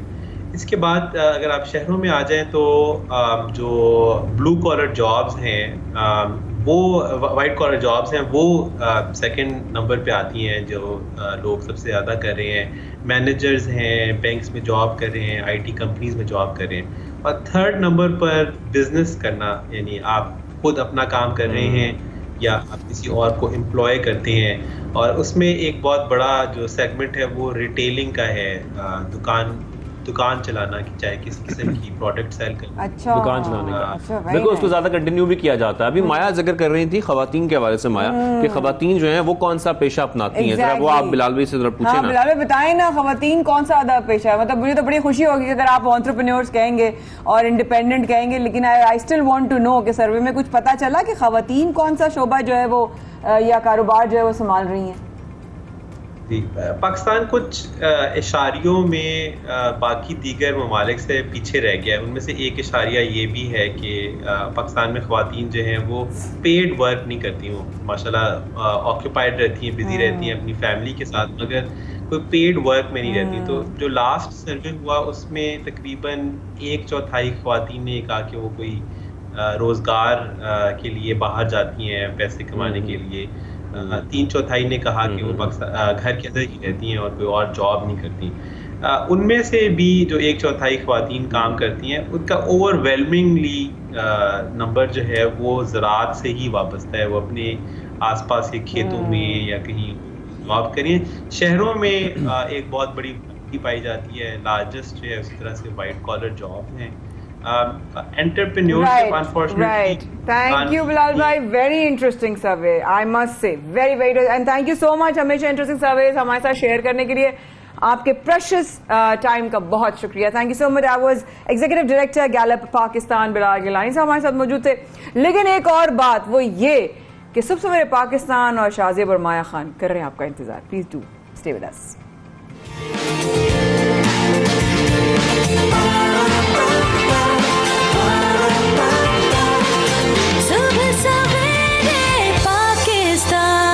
आप देख रहे हैं सुबह सवेरे पाकिस्तान, माया खान और शाहजेब अहमद के साथ। और आज आपको एक कारीगर से हमें मुलाकात करवानी है, क्योंकि अक्सर जब हम बात करते हैं कि जिनकी हम कहानी बताने जा रहे हैं ना, क्योंकि ये बड़ी इंटरेस्टिंग कहानी है। क्योंकि जब हम टायर्स देखते हैं तो माया, टायर्स का क्या क्या इस्तेमाल हो सकता है? गाड़ी चलाने के अलावा टायर कहीं इस्तेमाल होते हैं? आप क्या समझती हैं? देखिए, मुझे तो अपनी जिंदगी में वही टायर पता थे जो वजन से ज्यादा होते थे। लोग कहते टायर इतने ज्यादा है, मुझे तो वही टायर याद है। या हमने टायर जलते हुए देखे हैं एहतजाज में, या टायर चलते हुए देखे हैं? ऑफ कोर्स कराची में देखा है, कराची में रहते हैं, एहतजाजन भी देखा है टायर जलते हुए। लेकिन और क्या इस्तेमाल हो सकता है शायद का टायर्स का? बिल्कुल, हम आज आपको इनसे मुलाकात करवाते हैं और उनसे ही जान लेते हैं कि वो इन टायरों का क्या करते हैं। इनकी बड़ी इंटरेस्टिंग स्टोरी है। तो दो भाई जिनसे मुलाकात करवाने जा रहे हैं, लेकिन जो माहिर कारीगर हैं अतीकुल्लाह, वो हमारे साथ मौजूद है, उनसे हम बात करते हैं। अस्सलाम वालेकुम अतीक, कैसे? ठीक ठाक हैं? वालेकुम अस्सलाम, बिल्कुल मैं खैर खैरियत से हूँ। आप लोग कैसे हैं? तबीयत ठीक है आप लोगों की?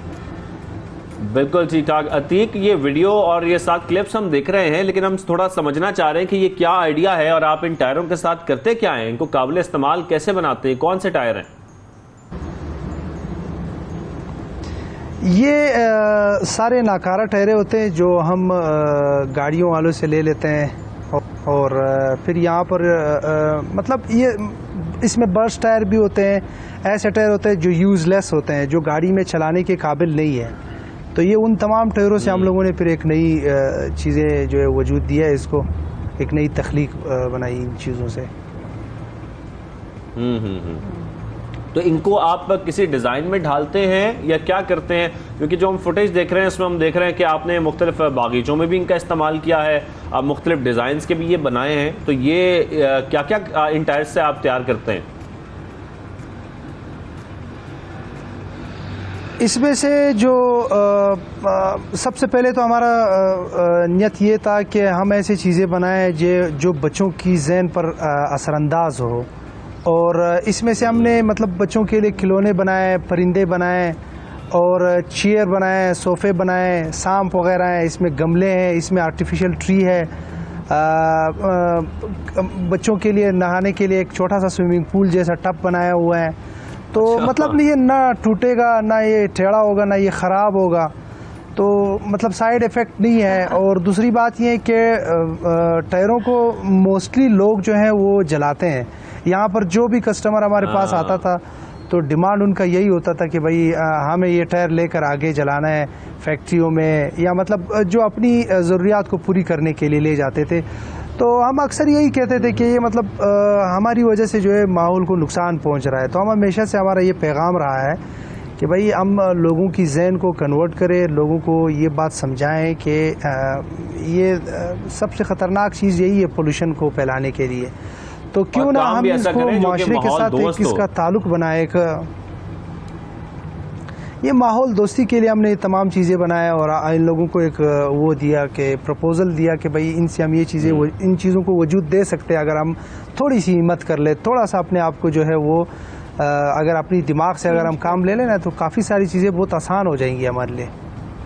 तो अतीकुल्लाह भाई, आपको लोग बुलाते भी हैं अक्सर डिज़ाइनिंग के लिए, अपने घरों के बागीचे सजाने के लिए, या ये टायर आपसे ख़रीदते भी हैं? अभी तक तो किसी ने मुझे बुलाया नहीं है, किसी ने मुझसे मतलब कोई ख़ास ऐसी इनविटेशन नहीं मिली है। लेकिन मैं अगर हकीकत ये कहूँ आपसे, तो शुरू में जब हमने ये चीज़ें बनाई तो काफ़ी सारे लोगों ने जो है हमें मोटिवेट करने की बजाय जो है वो क्रिटिसाइज़ किया कि ये बिकने वाली चीज़ें थी, आपने खामखा इसको काट दिया, ख़राब किया। और मतलब बाद में आहिस्ता आहिस्ता जब ऐसे कुछ लोग हमारे पास मिलने आते थे, वो लोग हमें मोटिवेट करते थे, वो समझाते थे कि यार ये बड़ा अच्छा स्टेप उठाया आपने। तो बहुत लेट मीडिया वालों को इस चीज़ का पता चला। इसको तो 2 साल 3 साल हो गए। मैं कोरोना में ये प्रोजेक्ट मैंने स्टार्ट किया था, मैं और भाई ने। बस हम कोशिश करते हैं ना कि हम आपने हमें पहले बताया नहीं कि आप टायर से इतना सारा काम करें, तो आपको पहले इनवाइट कर लेते और आपसे जानने की कोशिश भी करते। तो आपका कोई प्लान है आगे? क्योंकि जब हम खास तौर पर एनवायरनमेंट फ्रेंडली चीज़ें देखते हैं तो हम उसको बहुत प्रमोट भी करते हैं, कोशिश करते हैं माया कैसी चीज़ों को प्रमोट किया जाए। तो आप मुस्तकबिल में कुछ ऐसा प्लान रखते हैं कि क्योंकि खास तौर पर हम अतीक देखते हैं अपने आसपास दरख्त बहुत कम नज़र आते हैं, हरियाली बहुत कम होती जा रही है, तो ग्रीनरी को बढ़ाने के लिए हमारे घरों में, हमारे आसपास जो जितनी भी जगह हैं वहां पर आपको ये खासतौर पर स्टेप लेने जा रहे हैं? कोई बड़ा स्टेप ऐसा है, कोई प्लान बनाया आपने? बिल्कुल, मेरा सबसे बड़ा प्लान स्पेशल जो है वो ग्रीनरी के हवाले से। दूसरा ग्रीनरी के हवाले से कैसा है, मैं थोड़ा सा आइडिया दे देता हूँ आपको। ये जो रबड़ है ये मतलब इससे पानी बाहर निकलने का चांस नहीं होता है, पानी उसमें रहता है। अगर आप उसमें मिट्टी डाल दे गमले के अंदर ना, रबड़ वाले गमले में, तो पूल की लाइफ जो है बनिस्बत आम जो गमला है उससे थोड़ा बढ़ जाएगा। दूसरी बात यह है कि मैं ये जो स्ट्रीट है हमारी, ये जो हमारी मेन शाहराहें हैं, मैं ये चाहता हूँ कि टायर से हम ऐसी चीज़ें बनाएं जो हमारी नेशनल कल्चर को प्रमोट भी करे। और दूसरी बात ये कि ये जो नई नस्ल है उसके दिमाग में क्लिक चला जाए कि भाई टायर दरअसल इस्तेमाल यहाँ होता है, बिल्कुल इसको जलाना नहीं है, इसको जलाना नहीं है, इसको और भी बहुत सारी चीजों के लिए इस्तेमाल किया जा सकता है, इसका इस्तेमाल अच्छे तरीके से किया जा सकता है। थैंक यू वेरी मच अतीकुल्लाह, आपने हमें ज्वाइन किया शो में, बड़ा अच्छा लगा आपसे मुलाकात करके, और जैसे आप काम कर रहे हैं आगे भी ऐसे ही करते रहें। प्रोग्राम की तरफ हम प्रोग्राम की थोड़ा आखिर की तरफ बढ़ रहे हैं क्योंकि हमारे सेगमेंट्स बहुत सारे हैं। बिल्कुल ऐसा ही है, और सेगमेंट अब जो है वो बड़ा इंपॉर्टेंट है जी। नैपा दोबारा से जो है वो रौनक बख्श होने वाला है, और इंशाल्लाह 17 से 26 जून तक थिएटर सजेगा। नैपा में क्या हो रहा है, ज़िया मुद्दीन साहब क्या कर रहे हैं, माया आपको दिखाएंगी। दिखाएं प्लीज, दिखाएं। टाइम में होगा फॉर प्रोफेशनल्स, 3 महीने के 3 महीने का है, और timings are flexible. Timing 7 to 9 twice a week, so it's very flexible. It's flexible, I mean, anyone wants to do it can manage बिल्कुल time, right? बिल्कुल। तो अभी इस वक्त जो प्ले ज़िया साहब कर रहे हैं वो किस बारे में है जुनैद साहब, उसके बारे में थोड़ा सा बताना चाहेंगे हम लोगों को, ताकि आने वाले लोग अगर आना चाहें, I am sure outsiders are allowed and they are welcome, right? Public performance, it's a public performance, right? And when can we expect it, क्या है इसका सस्पेंस?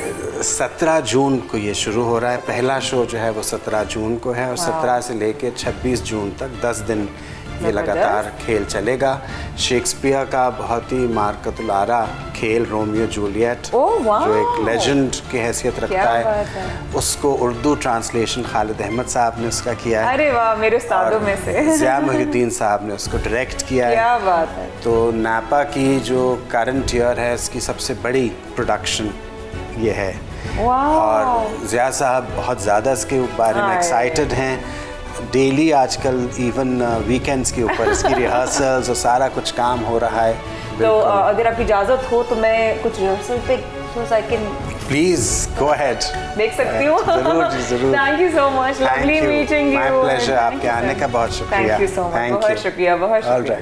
चलिए जी आपको दिखाते हैं कि रिहर्सल में क्या हो रहा है। यहाँ तो लिखा है कि मोची कपड़े तराशे और दर्जी जूते बनाए, मछेरा तस्वीर रंगे और मुसब्बिर मछली फंसाए। कोई नया तीर खाओ, कोई नया रोग लगाओ, किसी और की चाहत में अंधे हो जाओ, पिछले दर्द का जहर जाता रहेगा। जड़ी बूटी का मरहम इसके लिए बेहतरीन है। इस चीज के लिए, भिंडली के दर्द के लिए देखूंगी नजर भर कर कि पसंद कर पाऊँ, और अगर पसंद आ गया तो फिर और देखूंगी। प्यार का पैगंबर तो सोच को बनाना चाहिए, रफ्तार सूरज की किरणों से भी कस नहीं है। मैं जूलियट का कैरेक्टर प्ले कर रही हूँ। और मुझे बहुत अच्छा लग रहा है क्योंकि ये बहुत ही खूबसूरत कैरेक्टर है. She has all the amazing qualities of being a beautiful person. She is well mannered, she is polite, but she is head strong, passionate है, अपनी जो सोच रखती है वो उसी पे अमल करती है, और जो वो चाहती है वो उसके लिए अपनी जान भी दे देती है. जिसको वो चाहती है वो उसके लिए अपनी जान भी दे देती है. So she is also very sincere and truth. तो हाँ, और ज़िया साहब के साथ काम करने का तो एक अपना ही है जो आप किसी से कंपेयर ही नहीं कर सकते. He is one of the bestest people ever in this country और may be even in this world. वही अंदर जाएंगे, उनके कदमों से कदम मिलाकर रक्स करेंगे और चक्कर हो जाएंगे. ठीक है, तो फिर मुझे यहीं रहना है. तुम तो आशिक हो मेरे दोस्त. क्यूपिड से उसके पंख उधार ले आओ और प्रवास करो. अपनी लड़की से कहो कि कोई रास्ता निकालकर कलीसा में आए, वहाँ फ्रायर लॉरेंस का उजरा तलाश करे, दुआएं ले ताकि मुकद्दस बंधन बंधे.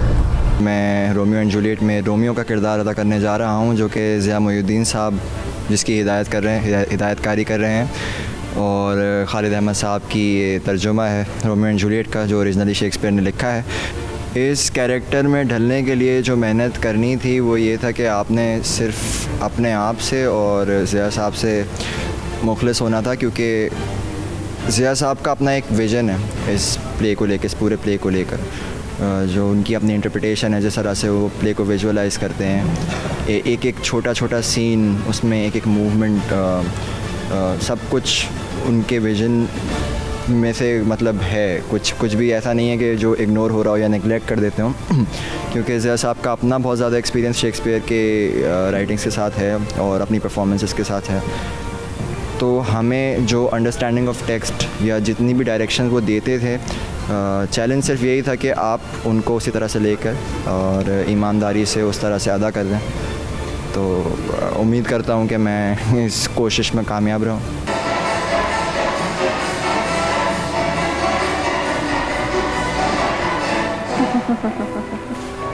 मेरी एक ही मोहब्बत, मेरी एक ही नफरत से फूटी. जब देखा तो जानती न थी, और जब जाना तो बहुत देर हो चुकी. तो आप मिले इस तमाम कास्ट से, आपने देखी रिहर्सल. मेरे साथ दानियाल हैं जो इसकी तमाम इस प्ले की मार्केटिंग हेड कर रहे हैं. इन्होंने मुझे बहुत कुछ बताया. मैं बहुत एक्साइटेड हूँ कि Romeo Juliet by William Shakespeare Urdu में ज़ेरे निगरानी, और मैं सिर्फ इतना कहूँगी जिसकी सुपरविजन में है वो नाम ही काफ़ी है, ज़िया मोइनुद्दीन और खालिद अहमद साहब. इन लोगों ने कोलैबोरेटिव ये बनाया है प्ले, और ये 17 से 26 जून तक, 17 जून से 26 जून तक नापा में होगा. और सबको हम ओपन इनविटेशन भी देते हैं. रात में 8 बजे आपने आना है. टिकट्स अवेलेबल 1000 रुपये की है, वेन्यू से मिल जाएगी. 1000 रुपये की टिकट है, वेन्यू से मिल जाएगी. नापा सबको मालूम है. ये प्ले मिस ना कीजिए. मेरे लिए बहुत बड़े एजाज़ की बात है कि मैं उसी रो में बैठी जिसमें ज़िया मोइनुद्दीन साहब बैठे इस वक्त रिहर्सल करा रहे हैं. मेरे लिए इतनी एजाज़ की बात है कि उन्होंने शफ़क़त से मेरे सर पर हाथ रखा. और मैं समझती हूँ कि ऐसा नाम, ऐसा काम करने वाला शख्स जिसने पाकिस्तान और पूरी दुनिया को बहुत बहुत आर्ट दिया है, बस ये प्ले आकर देखिए. मैं तो मिस करने नहीं वाली. 17 से 26 जून रात 8 बजे 1000 रुपये का टिकट है, नापा में अवेलेबल है. ज़रूर आके देखिएगा. रात की तारीकी ने मुझे अपनी हिफाजत में लपेट रखा है.